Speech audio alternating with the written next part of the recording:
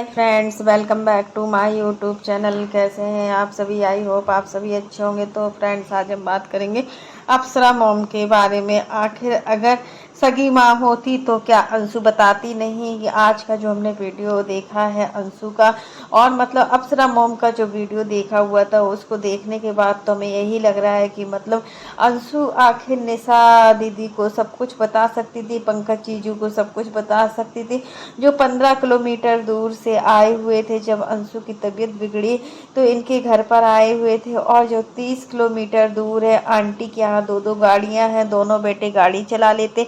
तो क्या एक माँ को बताना ठीक नहीं समझा? ये चीज़ें भी बहुत ही मतलब ऐसा लग रहा है कि सच में इन सभी चीज़ों में अंशु की गलती है, और अंशु को समझ में नहीं आ रहा है कि मतलब आखिर उसने ये सारी चीज़ें अपनी माँ को क्यों नहीं बताई, जबकि एक माँ ने हर पल उसका साथ दिया, हर समय अंशु का साथ दे रही है। अब से 11 से 12 महीना हो चुका है, और अंशु का मतलब पूरा अच्छी तरीके से ध्यान भी रखा है। जो भी चीज़ें मतलब देनी चाहिए एक बेटी को, हर तीज त्योहार जो भी चीज़ें होती है सारी चीज़ें दी हुई हैं। बट यहाँ पर बात उठती है कि मतलब ये जब इसकी कंडीशन इतनी ज़्यादा बिगड़ी थी तब क्यों नहीं बताया? तब भी तो बताना चाहिए था ना। और मतलब आंटी जी भी यही बोल रही है कि मतलब जिस तरीके से मतलब सोशल मीडिया पर काफ़ी लोगों का कमेंट आ रहा है कि मतलब जिस तरीके से मतलब अंशु का बच्चा मनीषा खा गई है, उसी तरीके से कहीं ना कहीं रंजना का बच्चा भी ये खा जाएगी। तो ये सब चीज़ें बोलना क्या ठीक है? क्या ये सारी चीज़ें नहीं बोलना चाहिए? क्योंकि यहाँ पर जो भी चीज़ें हो रही हैं सोशल मीडिया पर, वो मतलब ये लोग कंट्रोवर्सी करना नहीं चाहते थे, बट होता है ना कि ऑडियंस खुद ही मतलब इन सारी चीज़ों में बीच में फंस रही ऑडियंस खुद ही चाहती है कि आखिर फिर से कंट्रोवर्सी हो और ये सारी चीज़ें मतलब सामने आए। तो कहीं ना कहीं आंटी की बातें हमें ठीक भी लग रही थी। आंटी ने जो भी चीज़ें बोली है ना, वो मतलब सच में ऐसा लग रहा था कि अंशु को ही एक बार अपनी माँ से बताना चाहिए था। अगर अंशु की सच में सगी माँ होती तो क्या वो अंशु बताती नहीं? अपनी माँ को एक बार कॉल नहीं करती? इतनी ज़्यादा तबीयत खराब हो गई। जब एक बेटी की सबसे ज़्यादा तबीयत खराब होती है तो सबसे पहले वो अपनी माँ को कॉल करती है और माँ को बताती है। बट यहाँ पर अंशु ने कुछ भी बताना ठीक नहीं समझा। आखिर क्यों? यही चीज़ें हैं कि मतलब यहीं पर आंटी ने बोला कि अगर हमारे जो खुद के रिश्ते हैं उनके लिए हम कितना भी कुछ बुरा बोल दें या भला बोल दें, वो रिश्ते कभी इतनी जल्दी नाराज नहीं होते। तो फिर अंशु इतनी जल्दी क्यों नाराज हो गई? और अंशु के साथ तो ऐसा कुछ हुआ भी नहीं था।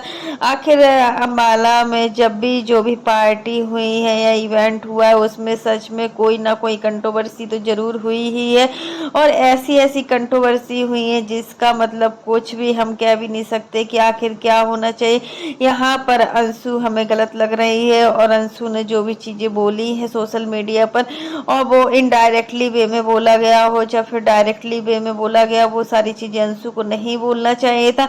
अंशु इतना तो मैच्योर बनना चाहिए, अंशु को इतना तो समझदार बनना चाहिए। जब तुम्हारे पास कोई नहीं था, जब तुम्हारे अपनों ने मतलब हाथ पीछे कर लिए थे तुम्हें अपनाने के लिए, जब तुमने उनसे बोला था कि हमें शादी करना है, तो उन्होंने क्या बोला था? अभी तुम्हारी पढ़ने लिखने की उम्र है और इस एज में तुम शादी क्या करोगी? तो मतलब वही सारी चीज़ें देखकर लग रहा है कि कहीं ना कहीं सोशल मीडिया एक ऐसा प्लेटफॉर्म है जहाँ पर देखो, अगर हम अपने घर की बातों को बताते हैं ना, तो हमारी जो बातें होती है वो पूरी तरीके से सोशल मीडिया पर आ जाती है और सोशल मीडिया पर ही रहती है। तो फ्रेंड्स, वही है कि आज जो भी चीज़ें हो रही हैं कहीं ना कहीं कंट्रोवर्सी के रूप में ले रहे हो। आंटी जी ने बोला है कि हम कंट्रोवर्सी नहीं करना चाह रहे हैं, हमें कंट्रोवर्सी नहीं करना है।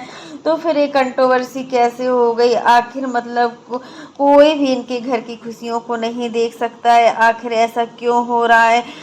मनीषा को देखकर लग रहा है कि अभी वो अम्बाला में है तो सारा मतलब सब कुछ वो कुछ भी इन सारी चीज़ों को छेड़छाड़ नहीं कर रही, बट सामने वाला इंसान अगर बार बार उस चीज़ को बोलेगा, बार बार उस चीज़ को कहेगा, तो फिर मतलब कोई भी इतना वो नहीं है कि कुछ बोले ना।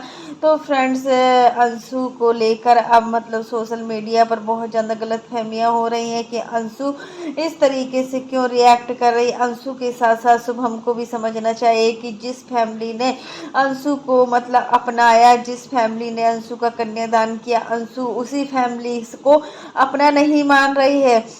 अपना मानना मानने का कारण यही है कि मतलब उसको पता नहीं किस चीज़ का घमंड है या फिर क्या है, ये सारी चीज़ें भी नहीं पता है। बट अंशु को अप्सरा मॉम से बात बताना चाहिए था। अगर अप्सरा मॉम से ये सारी बातें नहीं बता पा रही थी तो मतलब किसी को भी पार्टी में बता देती, कोई भी मतलब पार्टी में इनको मतलब अब हॉस्पिटल लेकर जा सकता था। ऐसा ज़रूरी नहीं था कि हर कैंडिडेट वहाँ पर पार्टी अटेंड करे।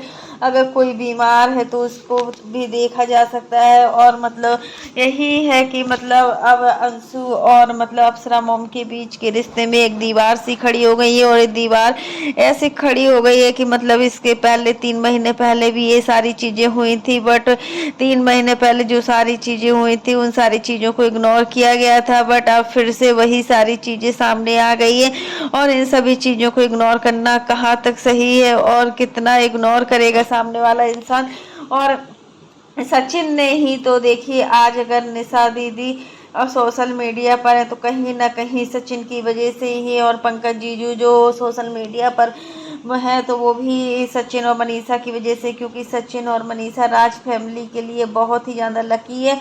आंटी जी के वीडियो में हमने देखा है तो उन्होंने बताया है कि जब से मनीषा और सचिन ने ब्लॉगिंग की है तब से हमारा पूरा घर मतलब ब्लॉगर बन गया है। हमारे पूरे घर में लक्ष्मी का वास हो गया है और हमारे घर में दोनों बहुएं हमारी लक्ष्मी है। तो फ्रेंड्स, वही चीज़ें हैं कि मतलब सोशल मीडिया पर इन सारी चीज़ों को हमें नहीं लाना चाहिए। अगर हम सोशल मीडिया पर किसी भी चीज़ों को लाते हैं ना तो मतलब कुछ ना कुछ तो देखने को मिलता ही मिलता है। तो फ्रेंड्स, आज के लिए बस इतना ही। कैसा लगा आपको मेरा वीडियो पसंद आए तो लाइक कर देना। और अगर आप चैनल पर न्यू हो तो चैनल को सब्सक्राइब करना ना भूलना। फिर मिलते हैं नेक्स्ट वीडियो में, तब तक के लिए बाय, टेक केयर। और इसी प्रकार की नई नई वीडियो को देखने के लिए आप मेरे चैनल पर बने रहिएगा और मेरे चैनल को ज़्यादा से ज़्यादा सपोर्ट कीजिएगा।